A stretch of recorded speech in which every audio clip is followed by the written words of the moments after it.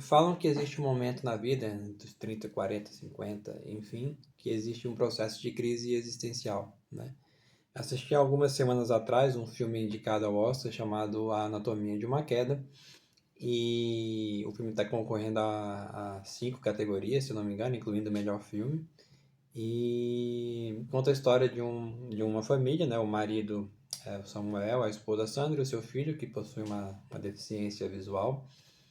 E em algum momento do filme o marido cai da sacada e ela é acusada, né, como principal suspeita de ter cometido o crime, né? O filme tem várias camadas, né, e ótica jurídica, relação entre as pessoas, conjugal, né, relação com o filho, a importância do filho, enfim.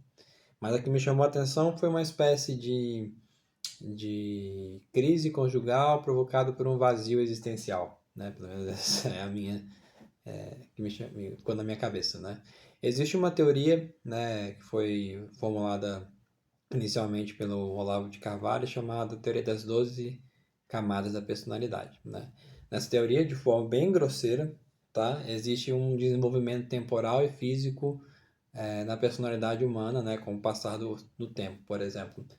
Ele nasce, aqui nós nascemos como né, um bebê que acha que o mundo é a extensão do próprio corpo e vai se desenvolvendo para adquirir gostos, né, passando pela terceira camada, para buscar ser acolhido e amado, indo para a quarta camada, superando assim, essa necessidade de ser amado e se arriscando no mundo, né, um adolescente na quinta camada.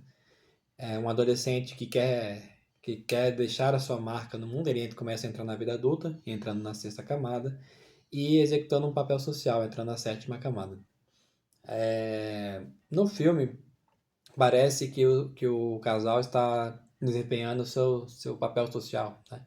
Nós temos a Sandra, que é uma escritora, parece ser, de certa forma, conhecida, porque tem livros publicados, né? No começo do filme aparece sendo entrevistada por uma aluna, né? Uma aluna de jornalismo ou escritora, não sei. Mas, enfim, parece ter seu trabalho reconhecido, né? Vive disso. E o marido, que é mãe, né? E o marido, que por algumas tragédias decide que é professor, tem o sonho de ser um escritor também, e decide ser responsável pela educação do filho. Então, parece ter papéis bem estabelecidos naquela residência, né? Enfim, a dinâmica dos dois e o papel dos dois se associa muito à deficiência do filho causado por uma tragédia, né? Então esse é o que está posto, né? Existe um momento, né? E nós chamamos isso de oitava camada da personalidade, né? Na teoria, em que o coração brota no coração do homem uma pergunta que é: o que eu fiz da minha vida, né?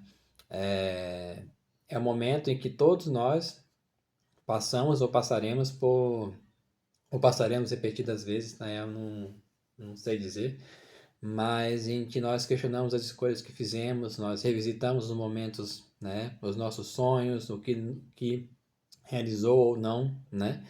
E estamos num processo de síntese da nossa personalidade, né? Nossa individualidade. Se esse processo for feito por uma pessoa madura, ela não vai culpar ninguém, né? Ela vai ter total consciência das escolhas que fez, né? E vai saber que diante das circunstâncias que lhes foram apresentadas, ele escolheu aquilo e é isso que trouxe até aquele momento, né? É um momento de consciência e sinceridade consigo mesmo e uma vez sintetizada essa personalidade, você consegue continuar evoluindo e crescendo, né, na sua vida. Inclusive, alterando o seu papel social, se for o que você decidir, né? Por outro lado, né, assim, diante de síntese da sua história, surge então uma possibilidade, né, duas possibilidades, na verdade. Você pode ratificar a própria história, você pode retificar a própria história. ah, Consciente do tudo que você fez, né? De todas as coisas que você fez, as pessoas que você encontrou, onde você está, e você entende que tudo que você escolheu te levou àquele momento, você você ratifica a sua vida? Se você ratifica a sua vida, ótimo, né? Agora você sabe quem você é de verdade, né? Inclusive para mudar as próprias funções sociais, né? Como eu falei anteriormente, né? E pois sua personalidade está verdadeiramente construída sobre uma rocha, né? Não importa a tempestade, a rocha vai estar lá, né? Agora, se você pensa em retificar a própria história, a gente tem um problema, né? Porque isso é o bem-vindo à crise da vida adulta, né? É uma sensação de ter vivido uma vida sem propósito, né, recheada de pesares, e arrependimento das escolhas que foram feitas, né? E você aqui inicia, se você entrar nesse processo de querer retificar, inicia um processo de uma busca desesperada por alterar aquilo que aparentemente já foi cravado no livro da sua existência, né? Então, a busca por retificar a própria história gera uma série de consequências, né?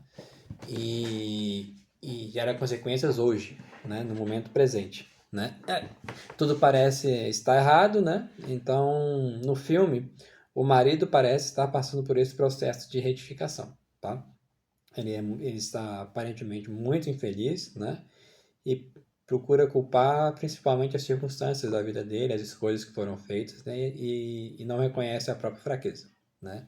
Causado ou não por fatores externos ou não, existe algo que é dele, né? Existe algo que faz parte dele e ele não parece que não enxerga, né? Então, se eu pudesse, né, resumir o sentimento dele seria um descontentamento com a vida, né? Segundo o venerável Fulton J. Sheen, né, ele é um cardeal americano, o descontentamento ele possui 4 causas, né? O egoísmo, o amor próprio, né, que é o eu acima de tudo, a inveja, né, que é a riqueza e talentos alheios como se tivesse sido roubado de você, a cobiça, né, é o desejo desordenado de querer sempre mais para suprir um vazio, e o ciúme, que é causado por melancolia, tristeza ou ódio àqueles que possuem o que cobiçamos, né? E, e você vê isso no filme, tá? O contentamento não é algo que se aprende por fora, né? É uma qualidade da alma, e justamente por ser uma qualidade da alma é que é difícil fazer um descontente feliz. O contentamento não está na mudança de emprego, ou mudança ou uma viagem, não. No filme, inclusive, a família se muda, né? Ela se muda da Inglaterra para a França, a pedido do marido, porque ele queria se inspirar para poder escrever, né? E vocês acham que isso funcionou? Obviamente que não, né? Qual a condição para se contentar, né? Reconhecer os próprios limites, né? O homem que se mantém nos seus limites, ou seja, ele não é avarento, ele não é egoísta, ele não é trapaceiro, ele não é egoísta, ele não é ciumento, ele, ele está cercado por um sentimento alegre de contentamento, ou seja, ele está limitado pelas circunstâncias da vida, ele enxerga essas limitações, né? Mas o contentamento faz essa limitação um remédio para a inquietação dele. Ele sabe que não tem muito que ele possa fazer naquele momento, a não ser aproveitar aquele estado, né? E de onde vem a contentação? Vem primeiro da fé, né?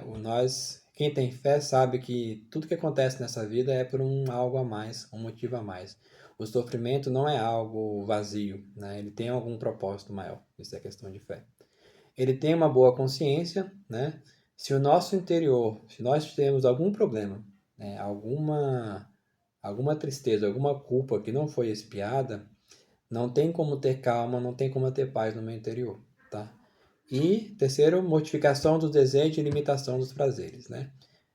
Os maiores lutos que nós temos na vida, ou a maior falta que nós sentimos de alguma coisa, vem dos nossos maiores amores, né? E isso que se fala são as coisas materiais, né? Se nós temos amores plenos e inteiramente voltados para coisas materiais que não suprem a alma, e nós buscamos esse prazer como uma espécie de fuga, é onde a gente vai sentir maior dor e maior pesar, tá?